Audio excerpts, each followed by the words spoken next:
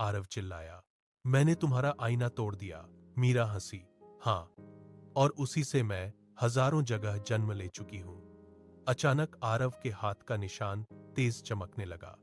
मीरा ने धीरे से कहा, और सबसे बड़ा टुकड़ा तुम्हारे अंदर है।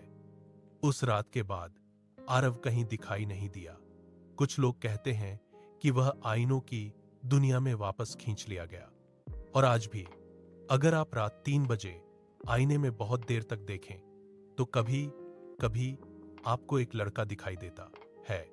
वह आईने के अंदर से मदद मांग रहा होता है। उसका नाम है आरव, और उसके पीछे खड़ी होती है धीरे धीरे मुस्कुराती हुई मीरा।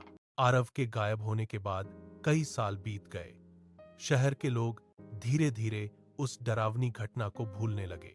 होटल शिवालिक पैलेस की जगह अब एक बड़ा मॉल बन चुका था। सब कुछ सामान्य लग रहा था, लेकिन एक व्यक्ति अभी भी उस रहस्य को नहीं भूला था। उसका नाम था कबीर। कबीर एक पैरानॉर्मल रिसर्चर था। उसे एक दिन इंटरनेट पर आरव का पुराना कैमरा मिला, जिसमें उसकी आखिरी रिकॉर्डिंग थी। वीडियो के अंत में आरव कुछ अजीब कह रहा था। अगर मैं वापस ना आऊं तो आईनों को मत तोड़ना, उन्हें जोड़ना। कबीर हैरान रह गया। अब तक सब लोग सोचते थे कि आईने तोड़ने से मीरा खत्म हो जाएगी, लेकिन शायद असली तरीका कुछ और था। कबीर ने पुराने रिकॉर्ड और डायरी पढ़ी। उसे एक चौंकाने वाली बात पता चली। मीरा की आत्मा आईने में इसलिए कैद हुई थी क्योंकि आईना टूट गया था। जब उसकी मौत हुई थी उसी समय आईना गिरकर टूट गया था, और उसकी आत्मा टुकड़ों में बांटकर उनमें फंस गई।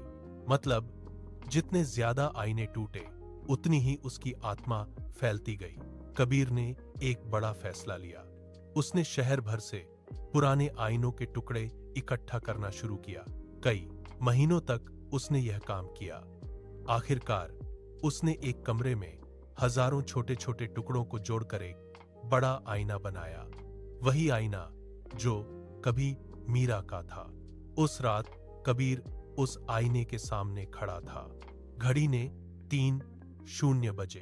अचानक आईना चमकने लगा और धीरे धीरे उसमें 2 चेहरे दिखाई दिए, मीरा और आरव। आरव चिल्लाया, जल्दी करो, यही मौका है। मीरा गुस्से से बोली, अगर यह आईना पूरा बन गया तो मैं फिर से कैद हो जाऊंगी। कमरा कांपने लगा। आईने से सैकड़ों हाथ बाहर आने लगे। कबीर ने आखिरी टुकड़ा उठाया। मीरा चीखी, मत करो, लेकिन कबीर ने वह टुकड़ा भी जोड़ दिया। जैसे ही आईना पूरा हुआ, एक तेज रोशनी पूरे कमरे में फैल। मीरा की चीख गूंजने लगी। उसकी आत्मा धीरे धीरे वापस आईने के अंदर खींचने लगी। आरव भी उसके साथ अंदर जा रहा था।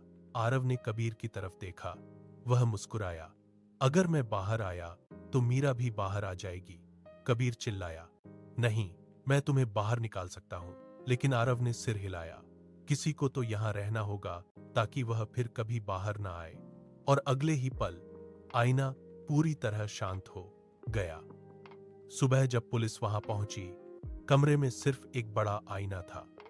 उसमें कुछ भी असामान्य नहीं दिख रहा था, लेकिन अगर कोई ध्यान से देखे तो आईने के अंदर कभी कभी 2 परछाइयां दिखाई देती हैं, एक लड़की और एक लड़का। लड़का हमेशा दरवाजे की तरह खड़ा रहता है, जैसे वह किसी को बाहर आने से रोक रहा हो। उसका नाम है आरव, और शायद वह हमेशा के लकमरा नंबर 27 का रखवाला बन चुका है।